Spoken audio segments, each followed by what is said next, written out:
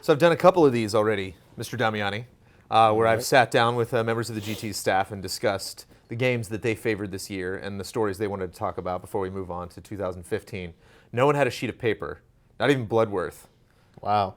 Bloodworth, he might have actually. He might have had his little book, but like you look like you're about to read a book report or like make a very important speech. I just have a bunch of lists here. So I'm not gonna like go into any in-depth stuff. I'm just gonna list. You're not. Here. Oh, okay. I got names. Well, for this will be these short, lists. actually. Yeah, so this will be a lot shorter.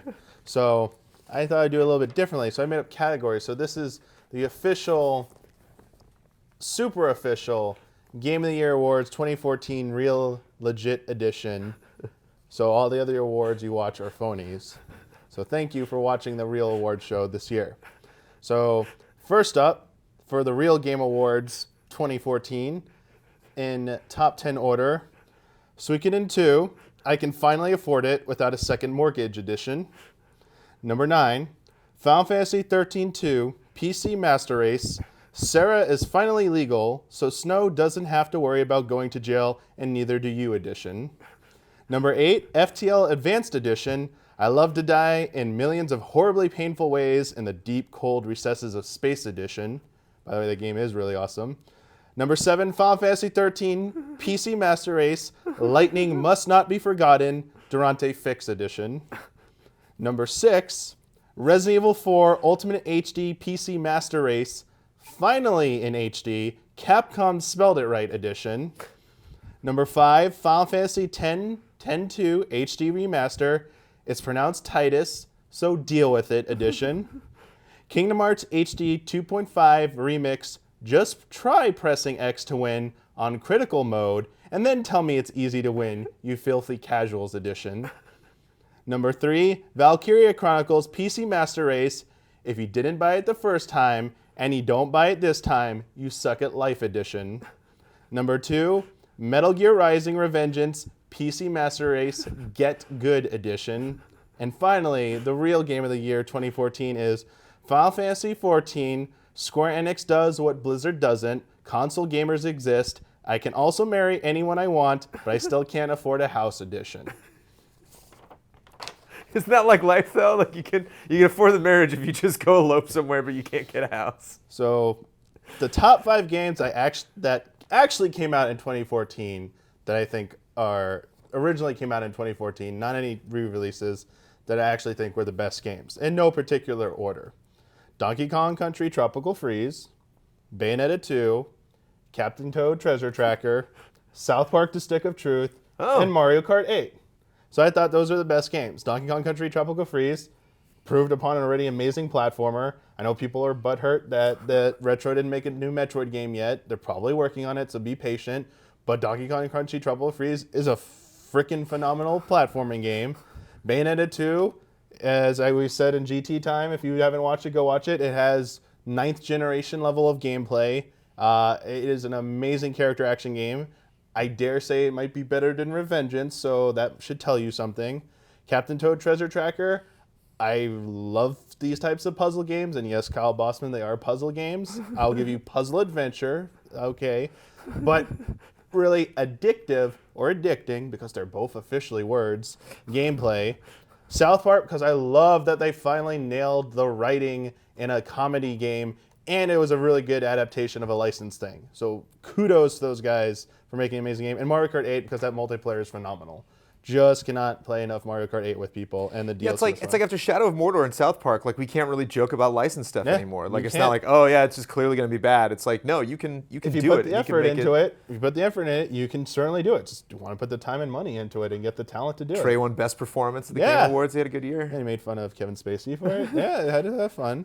So almost done here. Top 5 games in 2014 I was supposed to care about, but I didn't. And they got clever names. So first up is Titanfall. We aren't Call of Duty. Seriously, guys, we aren't Call of Duty edition. Destiny Identity Crisis edition. We aren't Halo. That's right. Call of Duty Advanced Warfare. Hey, I'm still cool. No, seriously, listen, we're still here edition. Assassin's Creed Unity, the Open Beta edition. And Halo, the matchmaking. Wow, I always get this wrong. Halo, the matchmaking still doesn't work edition. Did you play South Park on PC? Yes, I did. Okay, so PC games and Nintendo games. That was the two. PC and Nintendo were the winners of 2014. PS3, PlayStation 3, and older And PlayStation system. 3. So I do have That was all that was happening this year. I had three most disappointing games of 2014. So these are games I wanted to like, and they just ended up not being too good. So first up, in third place, was Tales of Exilia 2, because it was supposed to be better than the original edition. We had Ground Zeroes. It was a demo, I told you so edition. And sadly, in first place, Legend of Korra. Somebody impersonated Platinum Games, because Platinum Games didn't make that game. And screw you, Activision edition. They made it on a dare. Yes. They made it. They went hands tied. They had like their hands tied behind their back. They were on like a reality show where you make games, and that's the best they could do in like the allotted time. I was upset. That was That was a very fantastic performance there. Can we talk about games now? Sure. Or anything? Well, first of all, it's officially Titus. Is that like the consensus now?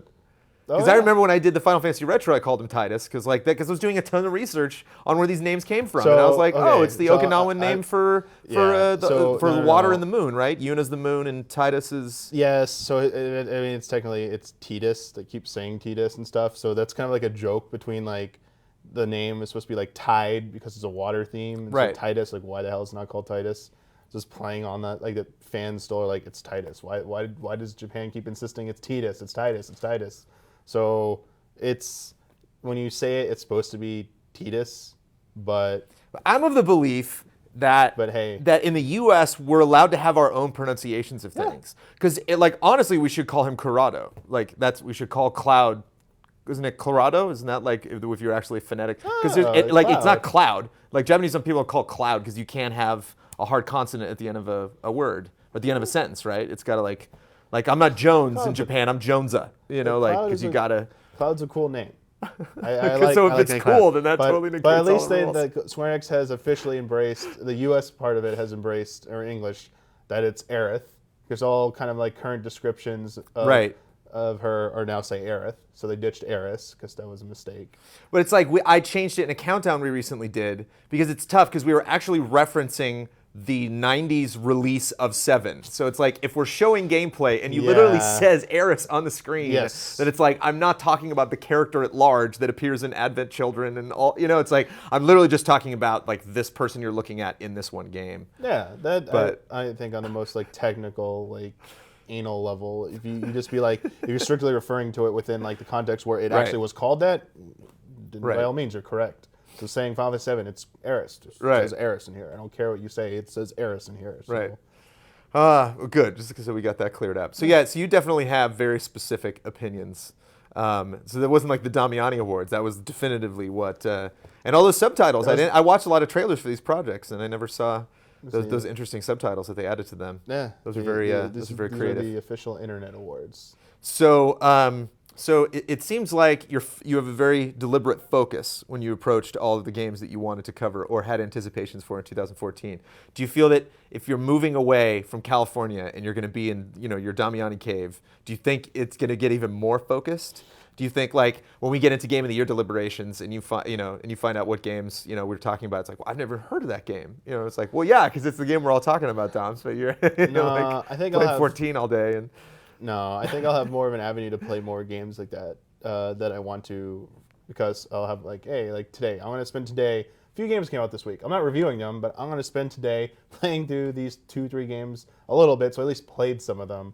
I'm going to be more conscious about working that into the schedule that, hey, time to spend a day playing games, so you can actually, intelligently talk about these games with other people when you need to, which is kind of part of your job. So that's going to be like a focused effort. So I'm still going to like want to review and focus on the games that I generally have an interest on, so I feel like I could play through them and have a better understanding so I can give a more thorough review.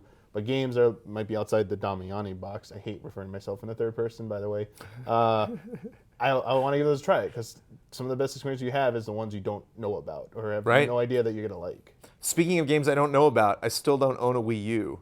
Am I a bad editor-in-chief? Damiani, do you think I've significantly missed out? No, because you have access to one at work. But I haven't even played that much at work. I still, I think if you haven't played Mario Kart and you haven't played any of the Mario, like Super Mario 3D World from last year, if you haven't played that at least, I think you kind of need to at least play those 2 games. Okay. And then next year, Zelda. Like, I have a feeling you're gonna buy that just for Yeah, Zelda. 'Cause at that looks- point, there's gonna be enough games out. You're Right. gonna be like, yeah, Zelda, let's do it. So you like your lists. I want you to come up with, the top 5 games that I personally, knowing me, that I've missed out on Wii U, not only this last year but the years before. So in 2015, when I inevitably finally break down and buy that system, that I'll have no time to actually experience the breadth of the content available for, I'll at least know where to start. Thanks to you, Doms.